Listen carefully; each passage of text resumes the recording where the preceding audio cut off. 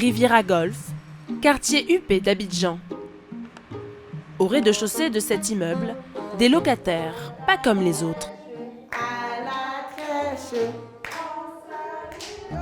Depuis un an, cette crèche-garderie accueille du lundi au vendredi des enfants âgés de 3 mois à 3 ans.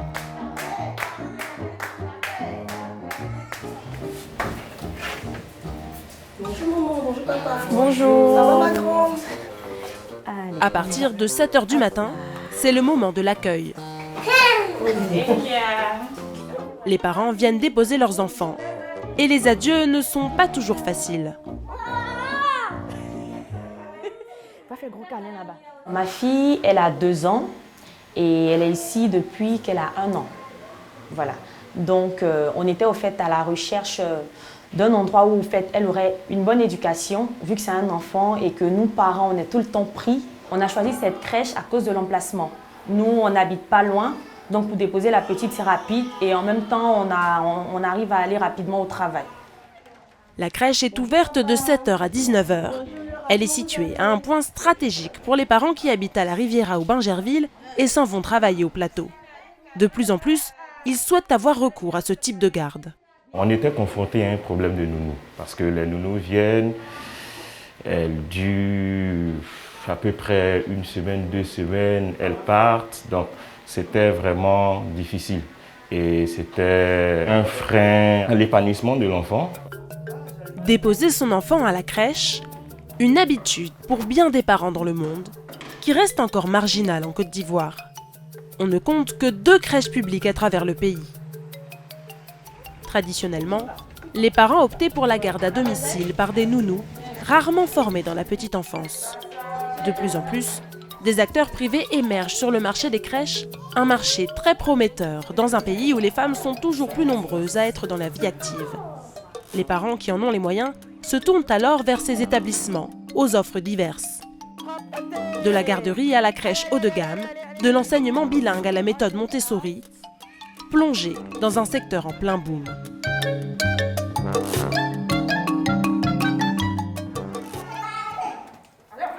Bonjour les tatas. Ça va les enfants? Alors, Blondine, ce matin, c'est quoi le programme de nos enfants? Léandrine Lecadou a ouvert le club des biberons il y a 1 an. Ici, elle accueille une quinzaine d'enfants par jour, encadrés par 5 assistantes maternelles. Et le planning est millimétré. Nous accueillons l'enfant le matin et nous mettons en place déjà une activité où l'enfant joue avec ses amis, on observe. À 10h30, on vérifie tout ce qui est couche de l'enfant, on vérifie les couches et tout ça. Ils prennent leur encart, c'est-à-dire on peut prendre un jus d'orange, un petit fromage. Entre midi et 13h, ils prennent le repas. De 13h à 15h, ils font la sieste. Et à 15h, on reprend les activités. Certains enfants viennent occasionnellement, tandis que d'autres sont là tous les jours. Au club des biberons, les formules vont de 5 000 francs la demi-journée à 100 000 francs le mois. C'est un peu à la carte ici. L'enfant, il vient quand il en a envie. Nous, en tant que crèche, on ouvre de 7h à 19h. Nous sommes à la disposition des parents. Même si l'enfant arrive à 10h, il prend en cours les activités que nous faisons en fait. Une flexibilité qui attire de nombreux parents, comme ce jeune père venu aujourd'hui visiter les lieux. Nous avons 2 chambres pour les plus grands, de 1 à 3 ans. Vous voyez que les lits sont adaptés à l'enfant. Il permet de descendre s'il se réveille. Et puis, nous avons une caméra qui les surveille 24/24, 7/7. C'est rassurant. Voilà. Papa, là c'est la salle de jeu de nos enfants. On a un coin motricité avec une petite cuisine qui permet aux enfants de monter, descendre et tout ça. Donc là, ce matin, c'est le jeu libre. Ils sont là, ils jouent, on les laisse jouer. Allez. Une salle truffée de jouets en tout genre pour le plus grand bonheur des enfants. Mais tout ce matériel a un coût. Pour ouvrir sa crèche, Léandrine a dû débourser 5 millions de francs en équipement. Nous avons l'aire de jeu de nos enfants. Nous avons une petite piscine gonflable où l'enfant peut patauger les vendredis après-midi. Et par rapport à tous les arguments que nous ont donnés la directrice de la crèche, moi j'avoue que je suis plutôt rassuré parce qu'il y a un vrai accompagnement. Les locaux sont propres. Apparemment, enfin, d'après ce qu'elle m'a dit, le personnel est formé Diplômé, oui. également. Donc on va faire un essai. Monsieur, ne vous inquiétez pas, votre enfant sera dans de bonnes mains. Il y a le personnel qu'il faut. Et puis, Peut-être une nouvelle inscription en vue pour le club des biberons. Depuis son ouverture en janvier, l'effectif de la crèche n'a fait qu'augmenter.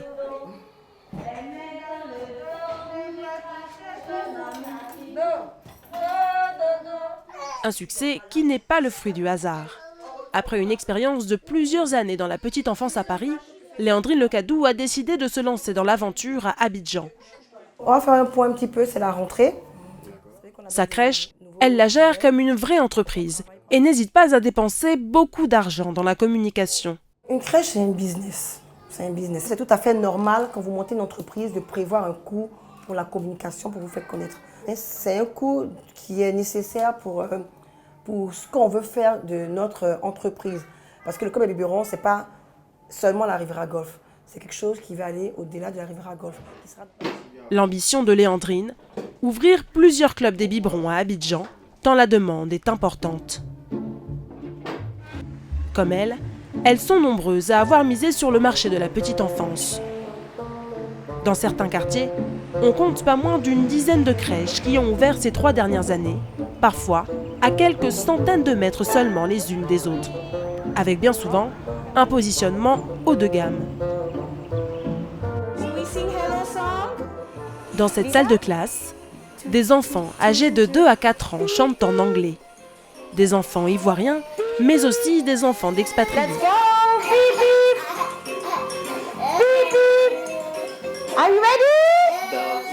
Cette crèche de la Riviera 3 propose un programme bilingue, un jour en français, un jour en anglais. Vous voulez jouer au jeu des couleurs avec moi? On the chair, baby, on the chair. Viens sur la chaise. You don't need the pillow, thank you. T'as besoin du coussin, merci. Non, c'est assieds-toi. C'est quelle couleur ça? Jaune. Et ça? Rouge. Et ça? Vert. À cet âge-là, c'est très possible pour l'enfant de commencer à apprendre une langue étrangère que celle familière à la maison. Ça ne commence pas en un jour, c'est progressif. Ça nous prend plusieurs mois pour qu'un enfant francophone puisse apprendre une chanson anglophone. Ça influence énormément le choix des parents au moment de l'inscription parce que c'est un plus que l'enfant il aura quand il aura quitté sa classe de TPS. Green line. La TPS sous toute petite section, un autre avantage proposé par l'établissement qui permet de préparer plus rapidement les enfants à rentrer en maternelle. La crèche propose 2 classes de TPS comme celle-ci, avec des effectifs de 10 à 11 enfants par classe. Les éducatrices se concentrent sur les apprentissages premiers, le langage, quelques chiffres ou encore l'autonomie et la propreté. À la tête de cet établissement, Delali Damessi.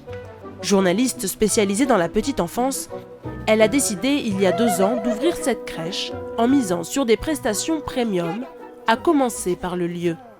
Alors là, on a un super espace, c'est notre espace récréation, l'espace jardin, qui est très très grand. D'ailleurs, ça a été le point, on va dire, le point qui a fait que on a choisi cette maison parce que voilà, on a mis pas mal de choses pour qu'ils puissent s'éclater. Et donc voilà, c'est un de nos points forts en tout cas.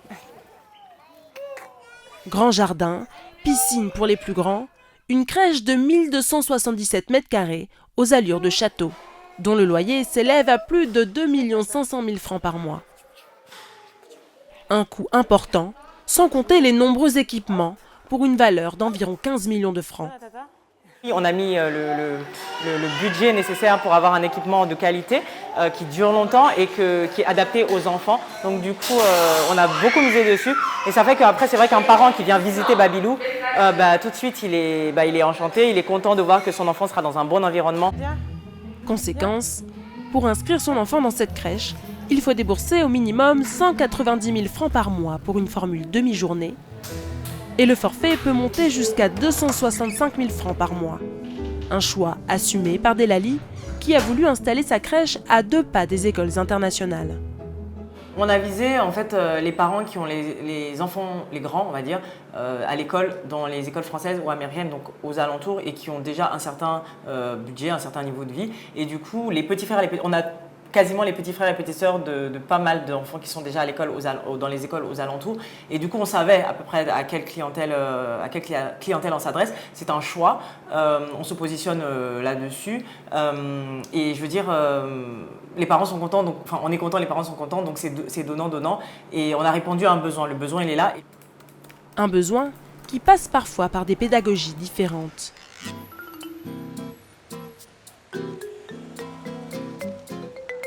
À quelques encablures de là, dans cette école, on applique la méthode Montessori, une méthode pédagogique venue d'Italie qui a fait des émules dans le monde entier. Elle fait la part belle à l'autonomie de l'enfant. Ici, l'enfant est roi. Il peut évoluer à son rythme et choisit lui-même ses activités. Les éducatrices déambulent entre les élèves pour un accompagnement le plus personnalisé possible. Ils sont âgés de 3 à 6 ans, un écart important mais recommandé par cette méthode. C'est très important que les enfants soient mélangés car les petits apprennent des grands. Nous avons des progressions à suivre comme dans le classique, on a des objectifs à atteindre et on les suit individuellement, donc ils ont chacun leur dossier de suivi. Sandrine Abondieu dirige cet établissement. Formée à la méthode Montessori en Suisse, elle a ouvert l'Envol il y a 2 ans. Son objectif, transmettre son savoir en Côte d'Ivoire, où la méthode est encore peu connue. Régulièrement, elle organise des sessions de formation avec son personnel éducatif sur des outils bien particuliers, comme la table de Seguin. Un outil made in Montessori qui permet d'apprendre à compter et à lire les nombres. Dans cette mise en situation, une maîtresse joue le rôle de l'enfant. 10 et 2. 10. 11, 12.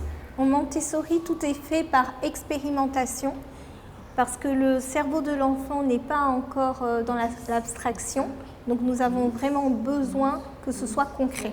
Le matériel prend une place très importante dans la méthode Montessori. Quand on a fait la présentation de la table de Seguin, on a vraiment utilisé du matériel précis, concret. Donc les perles qui permettent à l'enfant de compter les unités et les nombres et l'association avec les chiffres. Pour cette table de Seguin, comptez 35 000 francs CFA. Un matériel coûteux que Sandrine importe des Pays-Bas. Car la pédagogie Montessori requiert un matériel précis.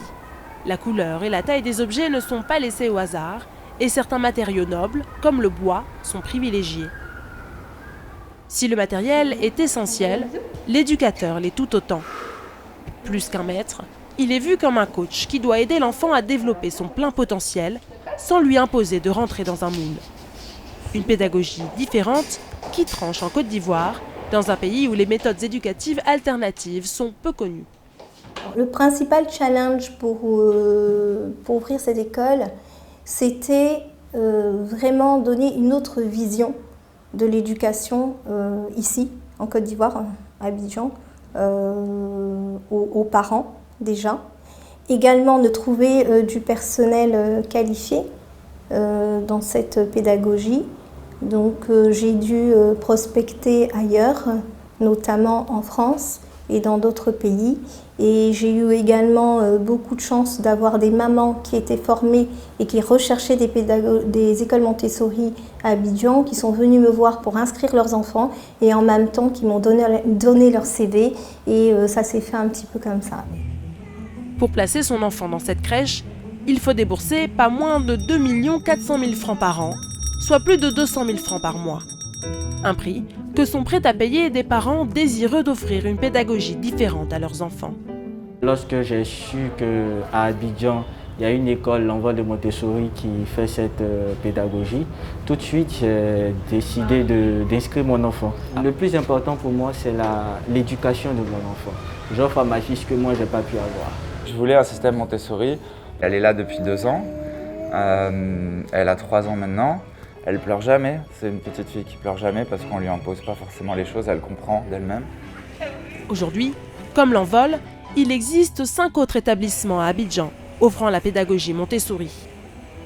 Problème, Ils ne vont que jusqu'en classe de CM2.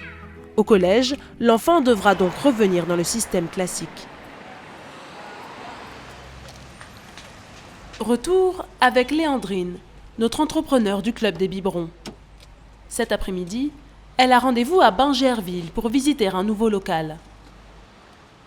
Sa crèche de la Riviera Golf affiche déjà complet. On n'a plus de place, on ne s'attendait même pas à ça. Les parents qui sont dans le secteur de Bingerville, de Faya, ont fait beaucoup de demandes. Donc du coup, on décide d'ouvrir une deuxième crèche. Donc là, du coup, on va aller visiter le local. Bonjour, c'est David, vous allez bien? C'est pour la visite du local, la deuxième crèche. Je vous suis. Si Léandrine a choisi Bingerville, ce n'est pas par hasard. Les jeunes cadres ou familles sont de plus en plus nombreux à s'installer ici, en périphérie d'Abidjan. Dans cette villa, le Club des Biberons pourra accueillir 35 enfants pour un loyer de 500 000 francs par mois. La demande est énorme. Les crèches aujourd'hui en Afrique, je veux dire en Afrique, est un secteur d'avenir. Parce que déjà, il y a beaucoup de personnes qui rentrent de France, d'Europe, il y a beaucoup d'expatriés. Et même les parents qui sont ici, les choses se développent, les choses évoluent. Maman travaille, papa travaille, mémé est occupé. Je pense que l'idéal, c'est de mettre son enfant à la crèche pour son bien-être et pour lui-même sa sécurité et pour son bon développement. Super. Si tout se déroule comme prévu, Léandrine Lecadou espère ouvrir sa nouvelle crèche courant 2022.